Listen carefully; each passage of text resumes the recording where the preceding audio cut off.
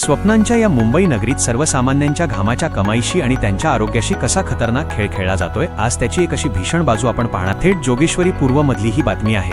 ठाकरे फ्लायओव्हरच्या अगदी खाली रेल्वे स्टेशनवरून बांद्रेकरवाडीच्या दिशेने जाताना जो नाला लागतो, त्या नाल्याच्या अगदी अलीकडे डाव्या बाजूला एक खूप मोठे मोकळे मैदान आणि रिकामी जागा आहे.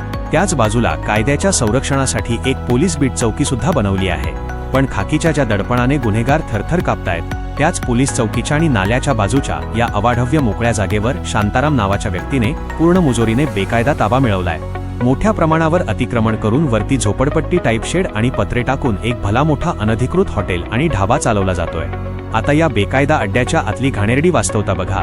इजा चुलीवर आणि कढईत सर्वसामान्यांसाठी खाणं तयार होतंय, अगदी त्याच कुकिंग एरियाजवळ आणि ग्राहकांच्या जेवणाच्या टेबलजवळ मोकाट भटक्या मांजऱ्या बिनधास्त फिरत असतात. घाणीच्या या समुद्राच्या मध्यभागी लोकांना उघडपणे धीमाविष दिलं जातंय, जे कुठल्याही भयानक आजाराला किंवा फूड पॉइझनिंगला थेट आमंत्रण देत आहे. आता सवाल अगदी थेट आणि कडक आहे. पोलीस बीट चौकीच्या नाकाखाली आणि नाल्याशेजारी एवढ्या मोठ्या जागेवर उभा राहिलेला हा बेकायदा ढाचा काय खाकीला दिसत नाहीये?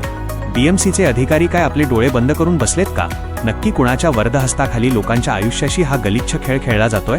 मस्त न्यूजची प्रशासनाला सक्त ताकीद आणि थेट मागणी आहे की या बेकायदा ढाब्यावर आणि त्याच्या आसपास पसरलेल्या सर्व अवैध दुकानांवर व अतिक्रमणावर लवकरात लवकर कठोर कारवाई केली जावी.